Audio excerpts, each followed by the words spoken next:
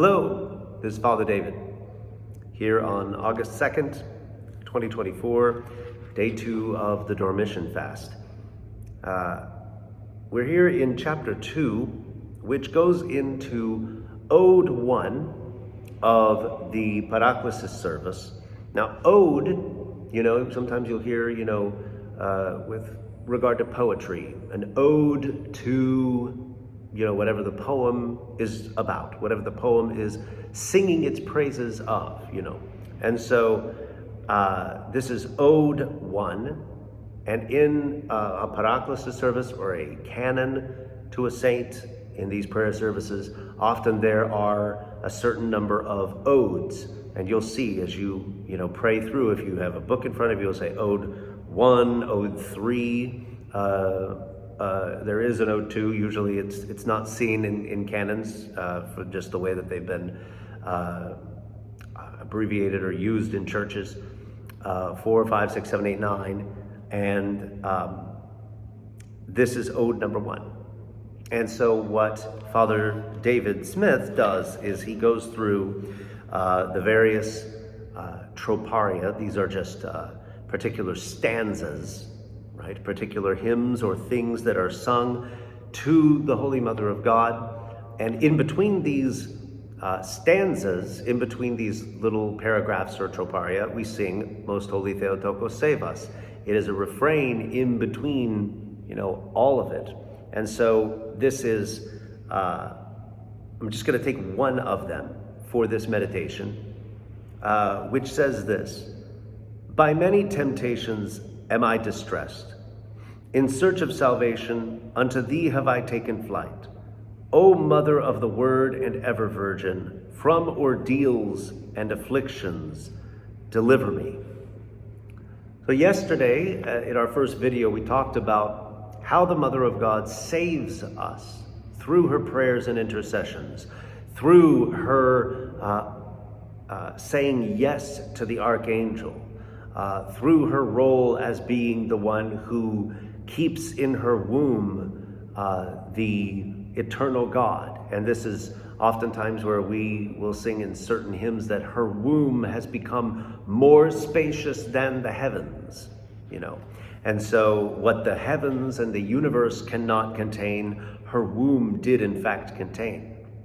But Father David Smith says that what it is that she does for us is not only the things that she's done in the past, but it is her steadfast obedience that becomes for us an example, an inspiration, something that we should imitate.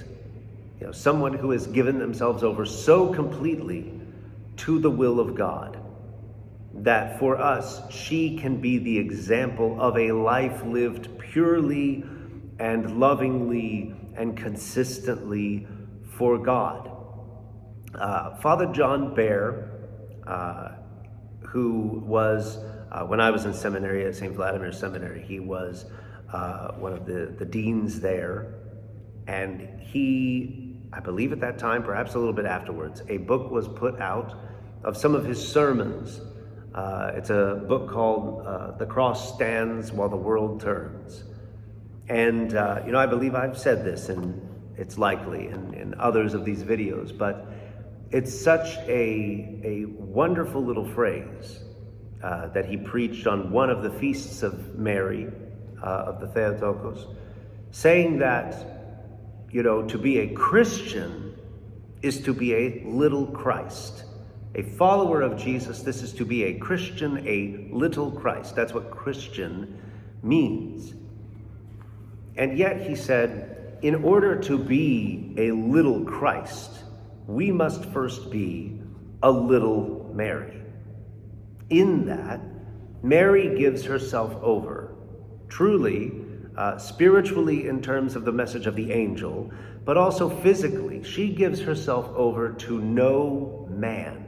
She gives her body to no man, to receive the seed of a man in order to conceive a child in her womb. But she gives herself over fully and completely in every respect only to God. And this for us often does and should translate into we do not give ourselves over to any earthly system of this world. We do not give ourselves over to any nation state. Oh, it's fine to love and support the good things that our countries do, our countries of origin, to be patriotic in that sense, and to have pride and loyalty insofar as it deserves it, for home and hearth, for your people and your country. All of this is good. But in an ultimate sense, St. Paul tells us our citizenship is in heaven. And this is where we ultimately are from. So let us not give ourselves ultimately and completely over to any kind of earthly nation state, so that our patriotism and our desire to increase the might of our country overshadows and overtakes our love for God, if and when the message of the gospel contradicts something that our country does. Let us always be ready to put God first before country.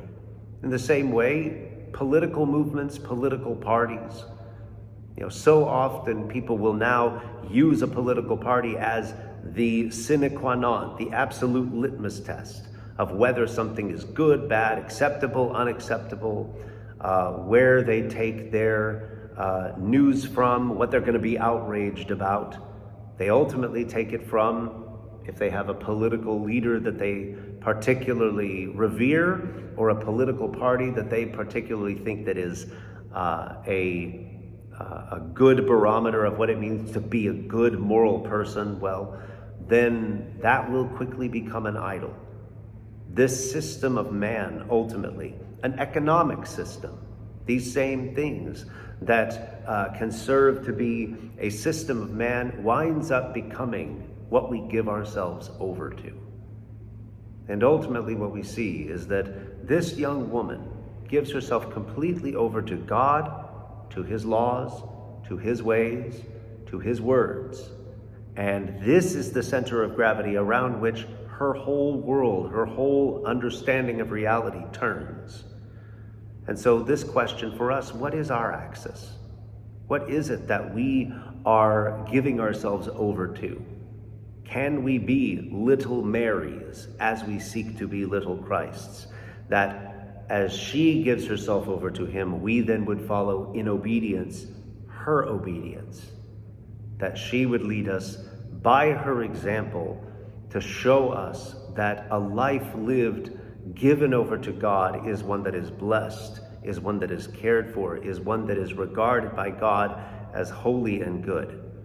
So may we take her example of obedience and make it our own here in this Dormition fast. So Lord God bless you. Lord willing, we'll see you tomorrow. Bye-bye.